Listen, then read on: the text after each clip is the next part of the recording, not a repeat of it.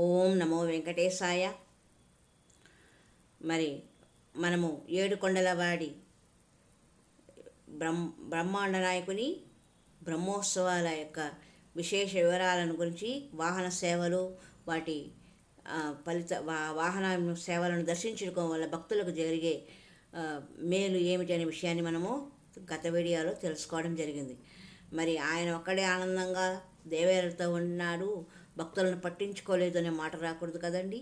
ఎంతైనా ఆయన కూడా ముందు చూపుతో భక్తులకు కూడా వివాహాలను తన సమక్షంలో జరుపుకునే అవకాశాన్ని ఇచ్చాడు.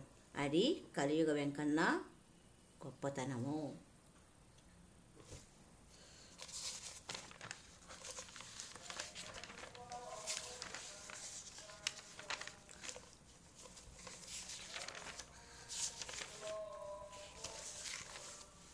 కొంతమంది భక్తుల ఇళ్లలో పెద్దవాళ్ళు మొక్కుతుంటారు, తిరుమల కొండలో పిల్లలకు పెళ్ళి చేయాలని. అలాంటి వారు తిరుమల కొండ మీద వివాహం చేయాలనుకున్నప్పుడు తెలుసుకోవలసిన విషయాలు, సమాచారాల గురించి తెలుసుకుందాం. తిరుమలలో పెళ్ళికి ముహూర్తంతో పని లేదు అంటారు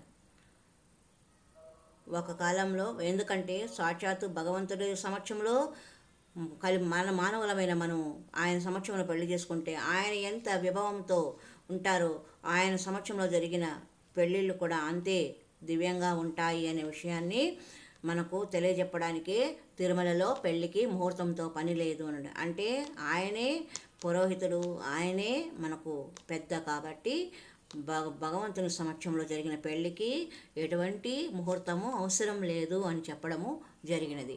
మరి మా అమ్మాయికి కూడా మేము అభిజిత్ లగ్నంలో తిరుమల క్షేత్రంలోనే చేశాము. వారు ఇప్పటికీ లక్షణంగా 10 సంవత్సరాలుగా కాపురం చేస్తూ ఉన్నారు.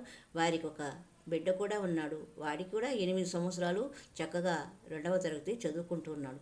ఇది మా అనుభవం కాబట్టి చెబుతున్నాము. మేము వెంకటేశ్వర స్వామి భక్తులని కాదు, అందరి దేవుళ్ళు, హిందూ దేవుళ్ళకు అందరి దేవుళ్ళు సమానమైన మేము ఇక్కడ నివాసంలో ఉన్నాం కాబట్టి, ప్రాంతీయ వాసులం కాబట్టి ఆయన సమక్షంలోనే ఈ 93 నుండి ఇప్పటి వరకు అంటే 35 సంవత్సరాల దీనిలో ఆయన పాదాల చెందనే మేము ఉన్నాము కాబట్టి మా అనుభవంలో మాకంతా మంచిగానే ఉన్నది. ఇక విషయంలోకి వెళ్దాం. హిందూ సంప్రదాయం ప్రకారము పెళ్ళి అంటే ఒక ముహూర్తం ఉండాలి, తాళి తలంబ్రాలు ఉండాలి, మంగళ మేళాలు, హంగు ఆర్భాటాలు తప్పనిసరి. తిరుమల శ్రీ వెంకటేశ్వరుడు సన్నిధిలో మాత్రం వీటిలో దేనికి ప్రాధాన్యం లేదు. ఇవేవి లేకుండానే పెళ్ళిళ్ళు జరిగిపోతుంటుంది. తరాలుగా తిరుమలలో కొనసాగుతున్న ఆచారం ఇది. వివిధ ప్రాంతాల నుంచి వచ్చే జంటలు తిరుమల ఆలయం ముందు నిలబడి మెడలో తాళి కట్టే దృశ్యాలు ఇక్కడ సాధారణం. స్వామి సన్నిధిలో జరిగే పెళ్లికి ముహూర్తంతో పని లేదు అన్న నమ్మకం భక్తుల్లో మెండుగా ఉంది. పైసా ఖర్చు లేకుండా పేద జంటలు ఒకటయ్యే అవకాశం తిరుమల కొండ మీద ఉంది అంటారు. కానీ ఆధునికులు ఒక విషయం గుర్తుపెట్టుకోవాలి. భగవంతుడిని నమ్మి ఆయనను సాక్షిగా పెట్టుకొని వివాహం చేసుకుంటే ఎటువంటి పరిస్థితుల్లోనూ వారు విడిపోకూడదు. ఎటువంటి కష్టమైన పరిస్థితుల్లో కూడా వారు కలిసే ఉండాలి అనేది మాటకు పెట్టుకోవాలి. అది పెట్టుకున్నప్పుడు పైసా ఖర్చు లేకుండా చేసుకున్నా సరే, పైసలు ఖర్చు పెట్టి చేసుకున్నా సరే, పెళ్ళి అనేది ఒక సాంప్రదాయమైన విషయం భారతీయులకు.